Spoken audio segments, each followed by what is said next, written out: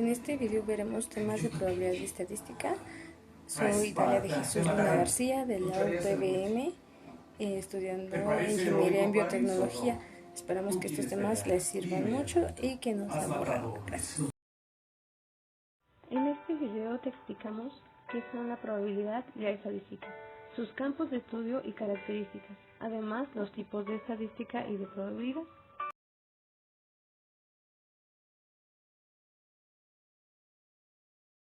Comencemos con la introducción.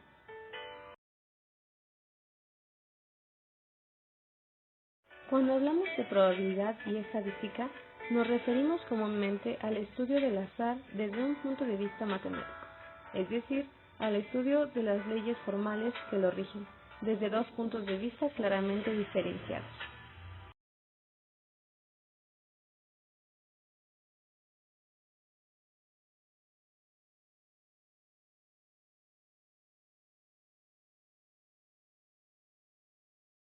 La probabilidad se entiende como el grado de certidumbre que posee respecto de que un evento ocurra o no. La estadística, en cambio, ofrece métodos y técnicas para comprender lo que significan cada uno de los modelos.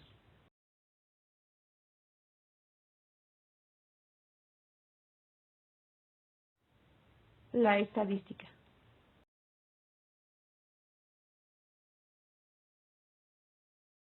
La estadística surgió de la mano de la necesidad del Estado moderno de pensar y controlar sus poblaciones crecientes. Esta es la razón de su nombre, proveniente del italiano statista, hombre de Estado, y por traducción directa del alemán Statistik. En la actualidad, esta disciplina es útil para un sinfín de ciencias y aplicaciones, organizada en dos grandes áreas de estudio, las cuales son la estadística descriptiva y la estadística indiferencial. Vamos a resolver el siguiente ejercicio de estadística. A un concierto de BTS asistieron 80 ARMYs y se registró las edades de las participantes en los siguientes intervalos. Acá podemos ver los intervalos, que se le conoce también como límite inferior y límite superior. Vemos el primero es de 10 a 15, que son las edades, luego edades de 15 a 20, de 20 a 25 y así con los demás. Luego tenemos el X sub I, que esto se lee como marca de clase, y eso se halla simplemente sumando los límites y dividirlos entre 2. Vamos con el primero, tenemos de 10 a 15, entonces 10 más 15 entre 2 es 12,5, esto sería la primera marca de clase. Vamos con el segundo, de 15 a 20, entonces 15 más 20 entre 2, esto me da 17,5, y así es como hallamos los demás. Ahora vamos con el F minúscula sub I, que esto se lee como frecuencia absoluta, y esto mayormente son datos de problema. Ahora, la suma de todas estas frecuencias me dará un total de 80, que esto es n, que se le conoce como el número de datos, y coincide con el problema porque justo estamos hablando de 80 ARMYs. Ahora vamos con el F mayúscula sub I, que esto se lee como frecuencia absoluta acumulada, y como su nombre lo dice, acumulada porque vamos a acumular las frecuencias. Entonces primero, la primera frecuencia se van a repetir, y a partir de acá, 8 más 10, 18. 18 más 20, 38. 38 más 30, 24, 62. 62 más 12, 74. 74 más 6, 80. Ahora vamos con el siguiente. Tenemos el H minúscula sub I, que esto se lee como frecuencia relativa, y esto se halla simplemente dividiendo la frecuencia absoluta entre el número de datos. Ahora recordemos, la primera frecuencia absoluta era 8. Entre 80 me va a dar 0,1. Ahora acá, 10 entre 80 me va a dar 0,125, y así con los demás. Recordemos que la suma de todas las frecuencias relativas me tiene que dar 1. Si no te sale 1 es porque algo está mal.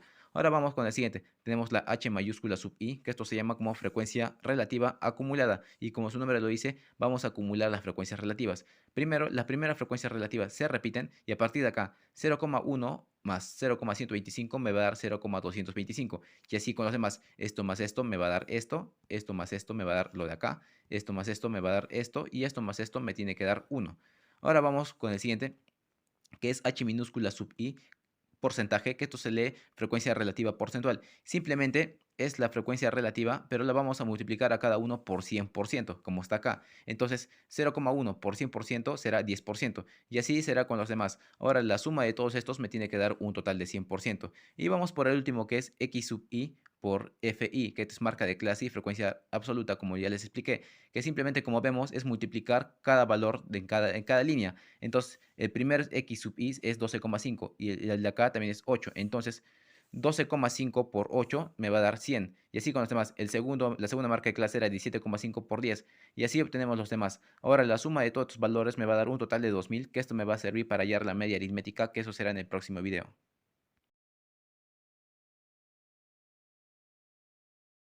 Vamos a resolver. ¿Cómo lo utilizamos en la vida diaria?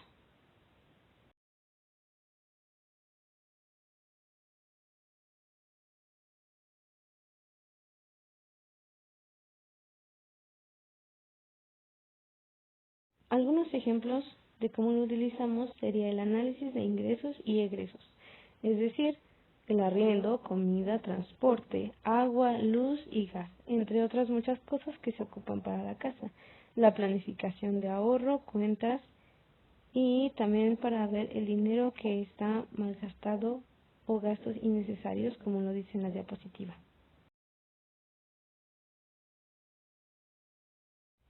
Continuamos con la validación de hipótesis, que se muestra en el siguiente video.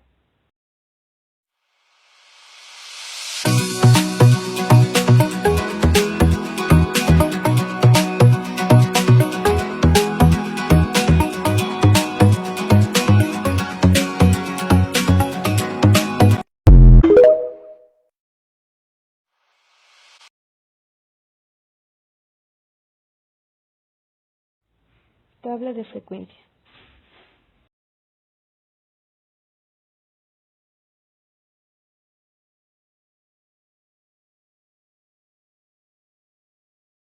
Esta se utiliza cuando se recolectan datos. Con ella se pueden representar los datos de una manera más fácil y analizarlos.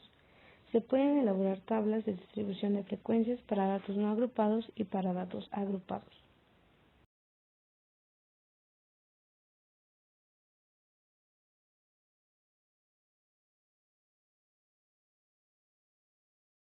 Los datos que se toman en cuenta para llevarla a cabo es la clase, los intervalos, marca de clase, conteo, frecuencia, frecuencia acumulada, frecuencia relativa, porcentaje, porcentaje acumulado, grados y grados acumulados.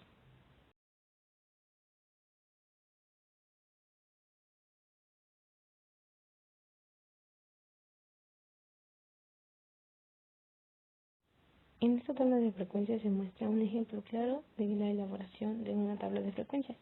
El número de clase en la parte izquierda, la variable, el conteo, la frecuencia, que debe de dar el número absoluto de los datos que tenemos, la frecuencia acumulada, que es la suma de los mismos, la frecuencia relativa, que digamos un cierto porcentaje, la frecuencia relativa acumulada, el porcentaje, que debe dar un 100%, el porcentaje acumulado es la suma de los mismos, los grados deben de dar 360 grados y los grados acumulados son la suma de los mismos.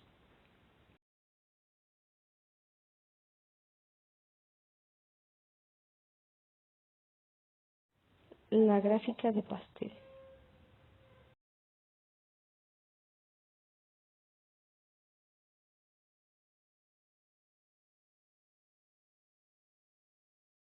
La gráfica de pastel es una de las formas más comunes de representar los datos. Por ejemplo, para graficar datos cualitativos, donde la información describe un rasgo o atributo y no es en sí algo numérico. Este es uno de los tipos de gráficas más utilizados en investigación, pues se utiliza para resumir los resultados de un sondeo o encuesta. Por ejemplo, conozcamos más de sus características y usos más comunes. Una gráfica de pastel o gráfica circular es un tipo de representación para el análisis de datos estadísticos. Tiene la forma de un disco dividido en sectores, como lo vemos en la diapositiva, cuyas áreas son proporcionales a los porcentajes de los distintos componentes de la población estadística. Cada valor del carácter estudiado corresponde a un sector. Las medidas de los ángulos de los sectores son proporcionales a los números representados o a las frecuencias asociadas. La representación de números negativos es imposible con este tipo de diagramas.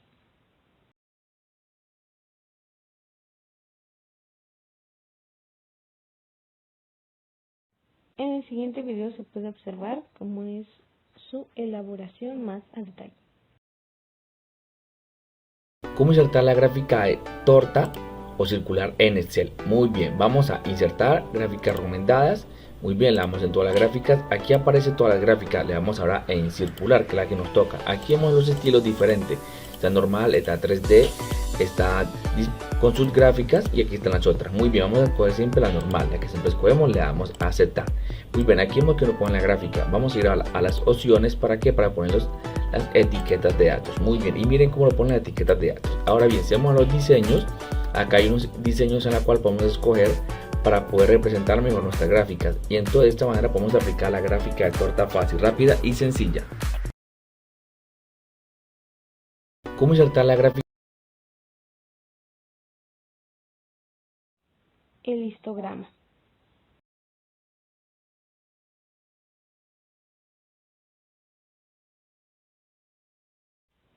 Un histograma es la representación gráfica en forma de barras que simboliza la distribución de un conjunto de datos. Sirven para obtener una primera vista general o panorama de la distribución de la población o de la muestra respecto a una característica cuantitativa y continua.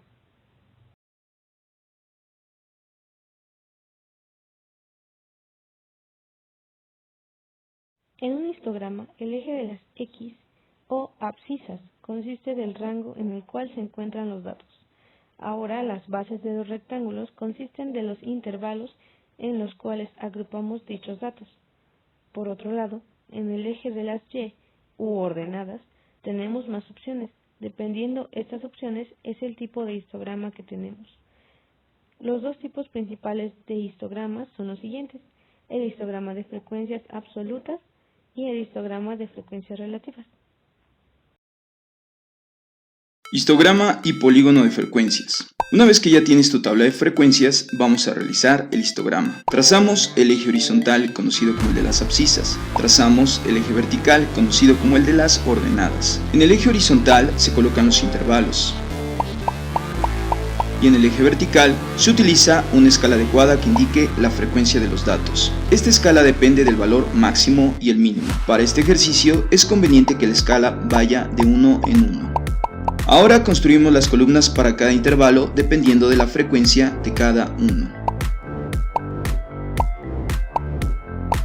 El histograma está terminado. Y el polígono de frecuencias, para esto nos apoyaremos de la marca de clase, que es el valor medio de cada intervalo. Lo marcaremos en cada una de las columnas realizadas. Terminaremos uniendo estos puntos con segmentos de recta. Hemos terminado nuestro histograma y polígono de frecuencias. Histograma.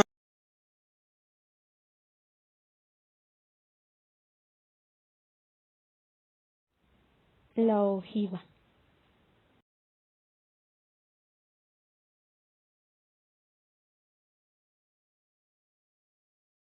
La ojiva es una figura formada por dos arcos de circuito iguales que se cortan en uno de sus extremos formando un ángulo curvilíneo. Frecuencia en la construcción de la ojiva o en ojiva especialmente referido al arco, el arco que tiene la figura de ojiva. 1000, parte superior de un proyectil cuyo corte longitudinal tiene forma de ojiva.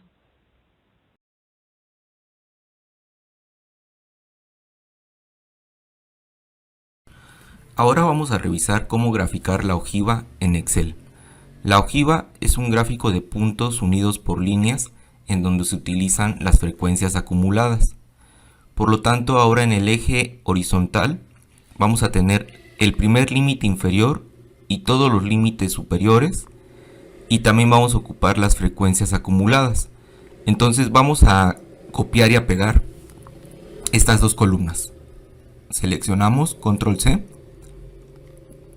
y vamos a pegarlas por aquí abajo. Y ahora vamos a seleccionar las frecuencias acumuladas y vamos a pegarlas en la columna de la derecha. Necesitamos todavía el límite inferior de la primer clase o del primer intervalo, y eso lo podemos sacar rápidamente. Sabemos por la tabla que es 132, pero aquí en Excel, como ya tenemos la secuencia, podemos seleccionar los dos valores iniciales y arrastrar hacia arriba. Y como la ojiva siempre inicia sobre el eje horizontal, la frecuencia acumulada en ese primer punto es 0. Entonces ya tenemos nuestras dos columnas para poder graficar la ojiva. Entonces damos clic en una celda que esté en blanco, vamos al menú de insertar. Ahora vamos a seleccionar una gráfica de líneas con marcadores. No grafica nada porque no hemos seleccionado datos, pero en este momento lo hacemos. Seleccionamos datos. El rango del gráfico serán las frecuencias acumuladas. Damos un enter. Y ahora en las etiquetas del eje horizontal las vamos a editar para que sean los límites superiores y el primer límite inferior. Damos enter y enter nuevamente. Y de hecho ya está dibujada la ojiva. Lo único que tenemos que hacer es de nueva cuenta poner los títulos al gráfico y los títulos a cada uno de los ejes. Entonces rápidamente lo podemos hacer con el menú de agregar elemento de gráfico y ponemos las variables de cada eje. Aquí tenemos el número de alumnas. Aquí seguimos teniendo las estaturas en centímetros.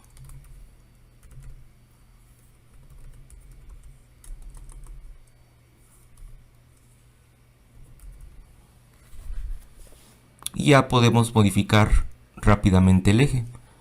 Por ejemplo, si queremos que inicie desde el origen, damos clic en el eje, en algún valor del eje horizontal, y ahora con un clic derecho, dar formato al eje, y seleccionamos la opción que dice posición del eje en marcas de graduación.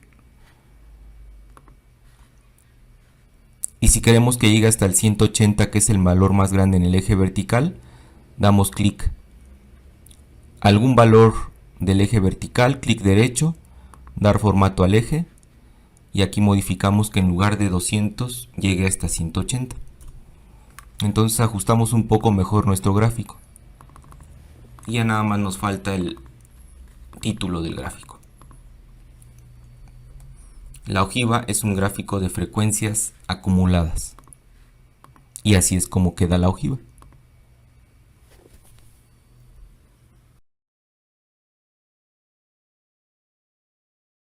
Por lo siguiente veremos la elaboración de una ojiva o un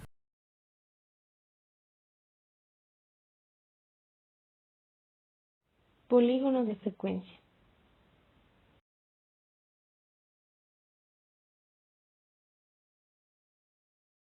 Los polígonos de frecuencia son diagramas de línea que se obtienen al unir los puntos medios del lado superior de cada rectángulo del histograma correspondiente. Para completar el polígono se tiene en cuenta un punto en la marca de clase del intervalo que está al inicio y otro punto en la marca de clase del intervalo final del histograma, ambos con frecuencia 0. Recuerda que el histograma y el polígono de frecuencias son gráficos que se utilizan para representar distribuciones de frecuencias para datos agrupados.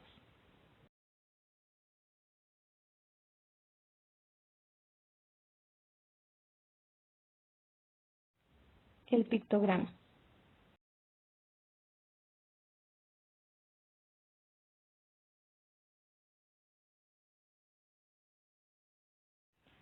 Un pictograma es un tipo de gráfico cuya información se grafica a través de dibujos. Por ejemplo, en la diapositiva se presentan los deportes favoritos de los niños. El fútbol representado por balones de fútbol, básquetbol con su respectivo balón, voleibol y béisbol.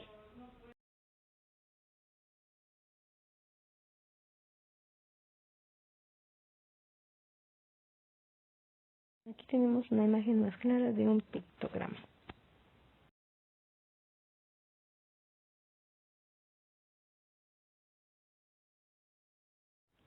Cuartiles, deciles y porcentiles.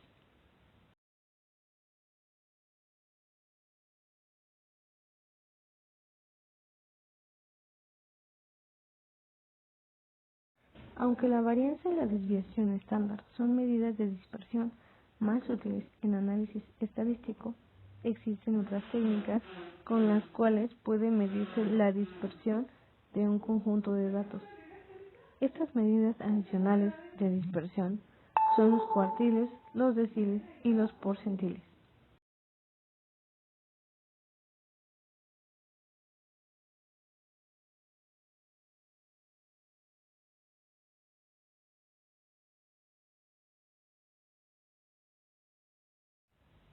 Los cuartiles son los valores de la variable que dividen los datos ordenados en cuartos.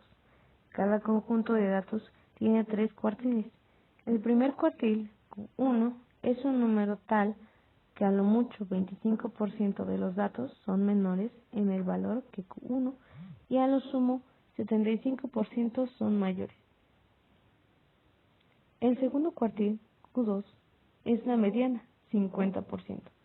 El tercer cuartil, Q3, es un número tal que a lo mucho 75% de los datos son menores en valor que Q3 y a lo sumo 25% son mayores. Cada conjunto de datos tiene 3 cuartiles que lo dividen en 4 partes iguales. El primer cuartil, Q1, es ese valor debajo del cual clasifica el 25% de las observaciones y sobre el cual puede encontrarse el 75% restante. El segundo cuartil, Q2, es justo la mitad. La mitad de las observaciones están por debajo y la mitad por encima. En este sentido, es lo mismo que la mediana. El tercer cuartil, Q3, es el valor debajo del cual está el 75% de las observaciones y encima del cual puede encontrarse el 25% restante. Los deciles son valores de la variable que dividen los datos ordenados en 10 partes iguales, 9 divisiones. Los percentiles son los valores de la variable que dividen un conjunto de datos en 100 subconjuntos iguales. Cada conjunto de datos tiene 99 percentiles. El quésimo percentil, pk, es un valor que a lo mucho k% de los datos son menores en valor que pk y a lo sumo 100k% de los datos son mayores. Los deciles separan un conjunto de 10 datos en subconjuntos iguales y los percentiles en 100 partes. El primer decil es la observación debajo de la cual se encuentra el 10% de las observaciones, mientras que el 90% restante se encuentra encima de este. El primer percentil es el valor debajo del cual se encuentra el primer por ciento de las observaciones y el resto están encima de este. Puede aplicarse a una interpretación similar al resto de deciles y percentiles. Todo conjunto de datos tiene 9 deciles y 99 percentiles. Un percentil y su ubicación en un arreglo ordenado se identifican mediante los subíndices.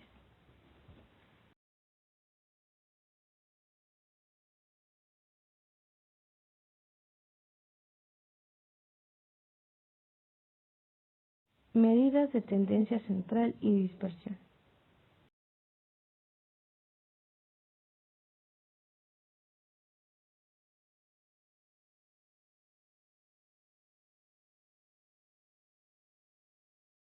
Se pretenden evaluar en qué medida los datos difieren entre sí. Son las medidas de tendencia central, la media, que es el promedio, moda, dato mayor, y la mediana, dato central.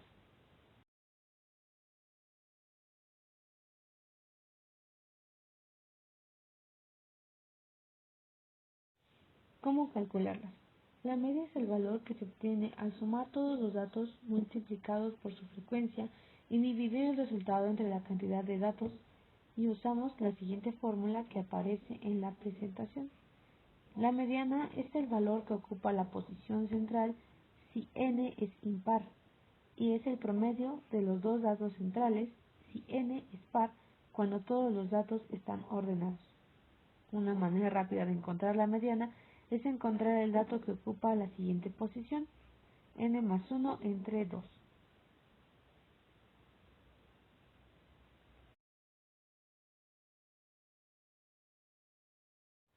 Kurtosis y sesgo.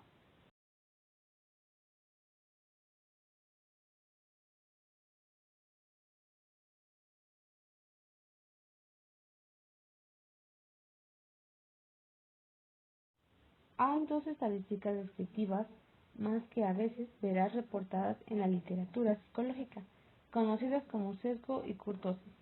En la práctica, ninguno de los dos se usa tan frecuentemente como las medidas de tendencia central y variabilidad de las que hemos estado hablando. El sesgo es bastante importante, así que lo ves mencionado un poco, pero en realidad nunca he visto la kurtosis reportada en un artículo científico hasta la fecha. Ya que es lo más interesante de los dos, comencemos hablando de la asimetría. La asimetría es básicamente una medida de asimetría y la forma más fácil de explicarla es dibujando algunas imágenes, como ilustra la figura que tenemos en la presentación.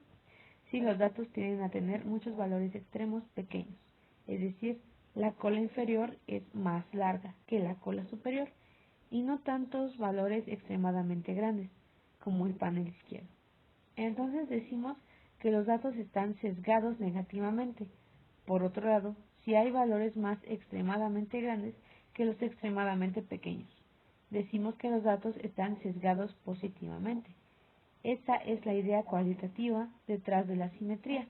La fórmula real para la simetría de un conjunto es la que veremos a continuación en la siguiente diapositiva, donde n es el número de observaciones, x es la media de la muestra, y es la desviación estándar. La versión divide por n-1, es decir, quizás de manera más útil podría ser útil señalar que el paquete contiene una función que puedes usar para calcular la simetría.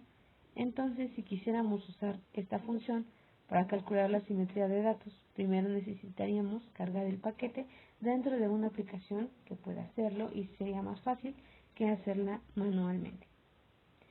La medida final a lo que a veces se hace referencia es la kurtosis de un conjunto de datos. En pocas palabras, la kurtosis es una medida de la cola o carácter atípico de los datos. Históricamente se pensó que esta estadística mide la puntualidad o planitud de una distribución, pero se ha demostrado que esto es un error de interpretación. Por cálculos matemáticos, la curva normal y líneas negras tiene kurtosis cero, por lo que se evalúa el carácter atípico de un conjunto de datos en relación con esta curva. En esta figura, los datos de la izquierda son menos propensos a valores atípicos, por lo que la kurtosis es negativa y llamamos a los datos bradykurtic.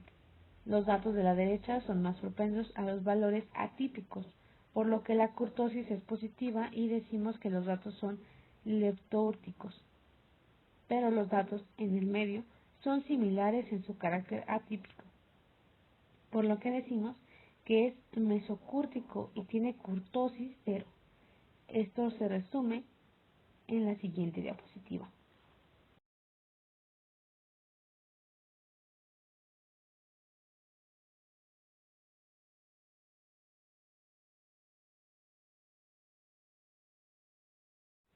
Probabilidad.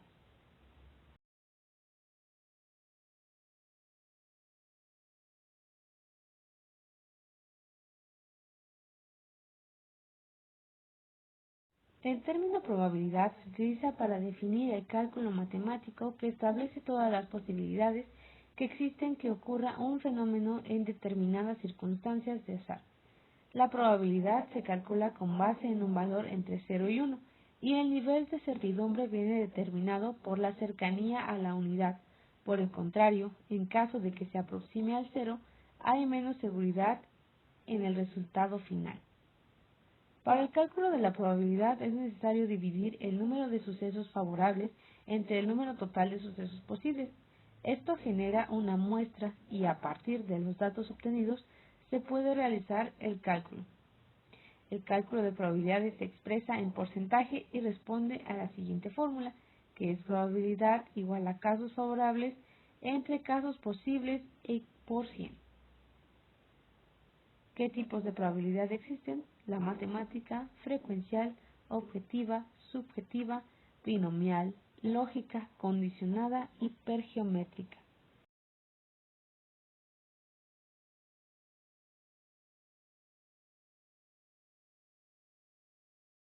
Probabilístico.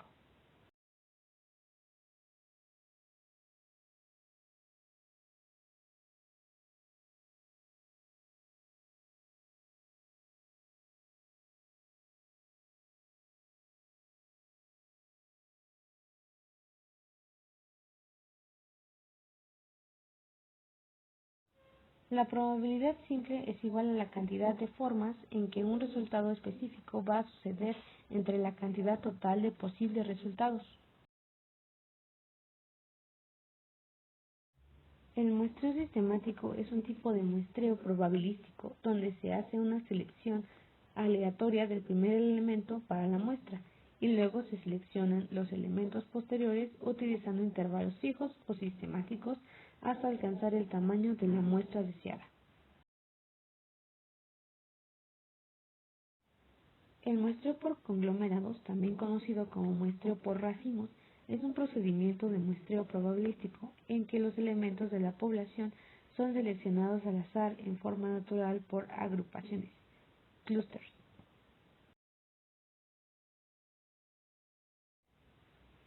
La urna es más o menos un ejemplo así.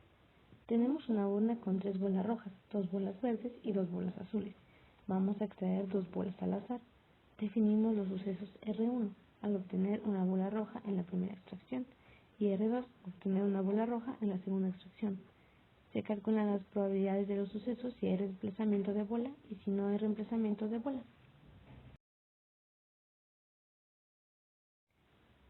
El muestreo estratificado es un tipo de muestreo probabilístico mediante el cual se pueden ramificar toda una población en múltiples grupos homogéneos no superpuestos estratos y elegir aleatoriamente a miembros finales de los diversos estratos para realizar la investigación.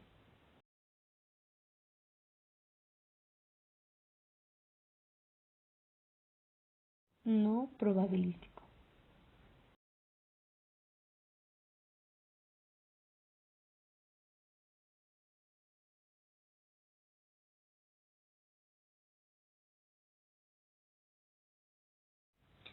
Una muestra por conveniencia podría consistir en dirigirnos a 3 universidades cercanas, simplemente porque están en la población en la que reside el encuestador, y encuestar a unos cuantos individuos que acepten participar al salir de las aulas por la mañana. Las limitaciones de este tipo de muestreo son obvias. El muestreo por cuotas es un método de muestreo no probabilístico en el que los investigadores pueden formar una muestra que involucre a individuos que representan a una población y que se eligen de acuerdo con sus rasgos o cualidades. Permite seleccionar casos característicos de una población limitando la muestra solo a estos casos. El muestreo de bola de nieve es un tipo de muestreo no probabilístico que se utiliza cuando los participantes potenciales son difíciles de encontrar o si la muestra está limitada a un subgrupo muy pequeño de la población.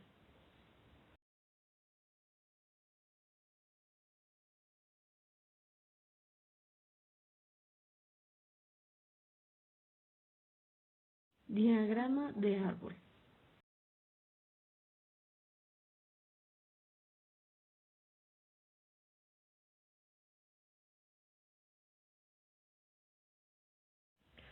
Un diagrama de árbol es una representación gráfica utilizada para mostrar datos que siguen un modelo jerárquico proveniente de la semejanza de un árbol.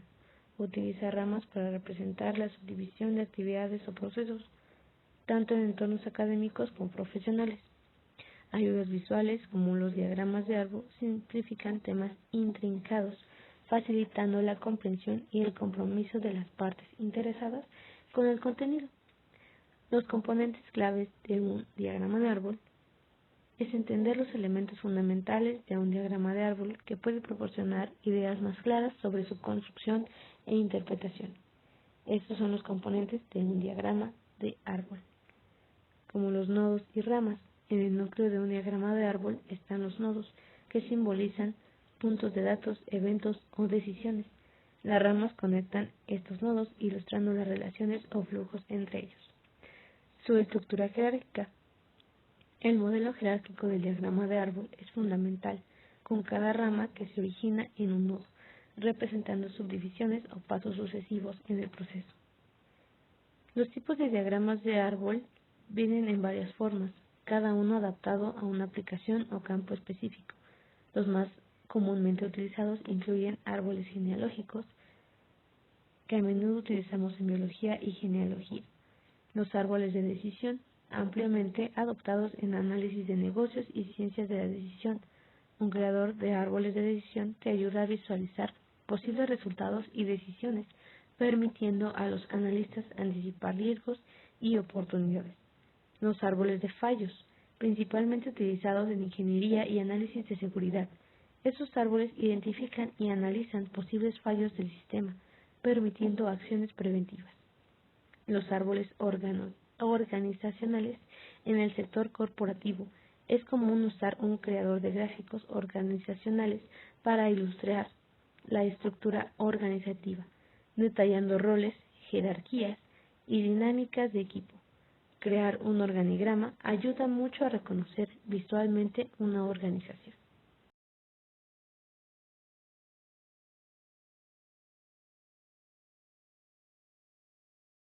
Diagrama de Venn.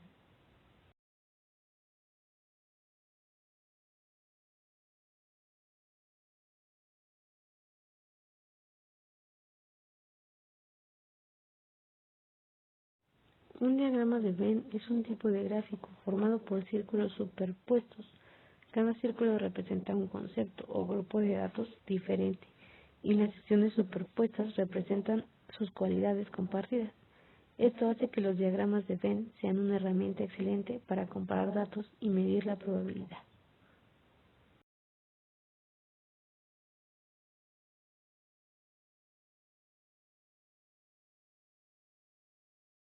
Gráfico de Poisson.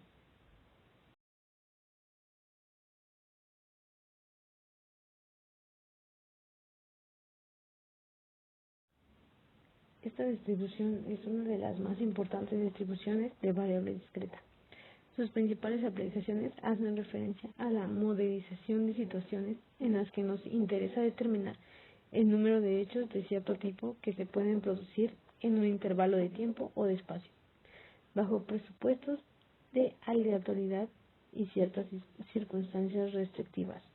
Otro de sus usos frecuentes es la consideración límite de procesos dicotómicos reiterados un gran número de veces y la probabilidad de obtener un éxito es muy pequeña.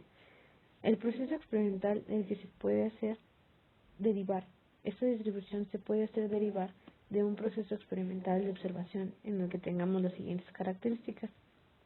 Se observa la realización de hechos de cierto tipo durante un cierto periodo de tiempo o a lo largo de un espacio de observación.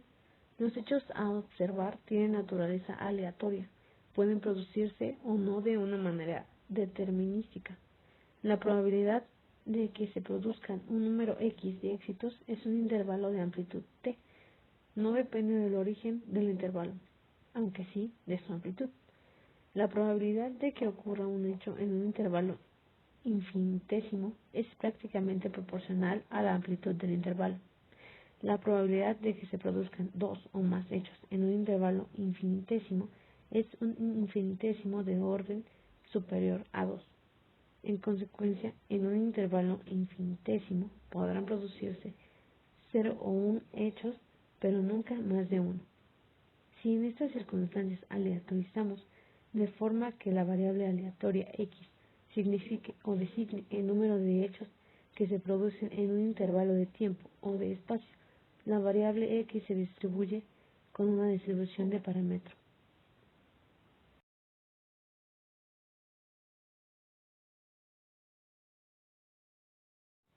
Excel y su importancia para la probabilidad y estadística.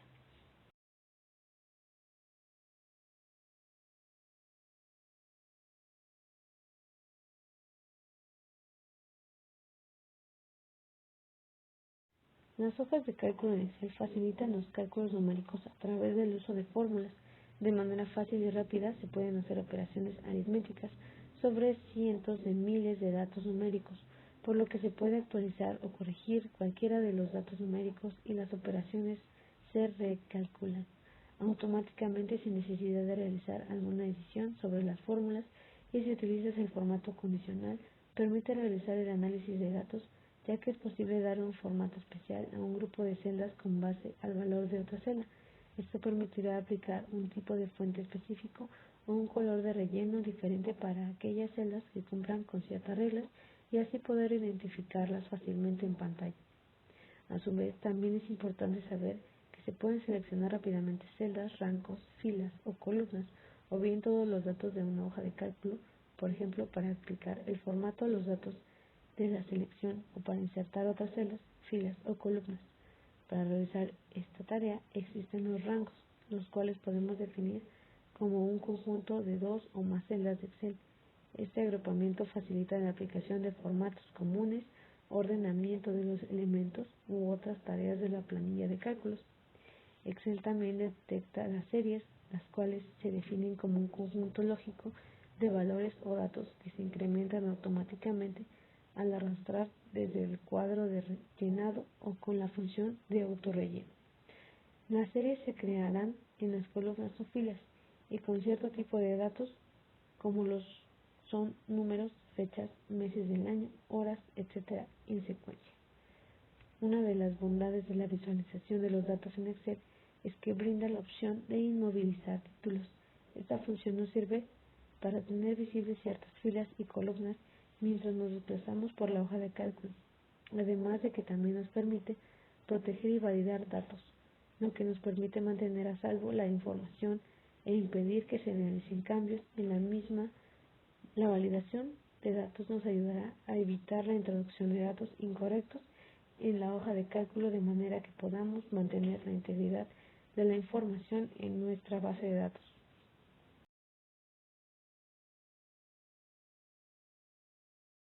Muchísimas gracias por quedarse hasta esta parte del video, al final conmigo. Espero no haberlos aburrido y que hayan aprendido mucho como yo aprendí con ustedes.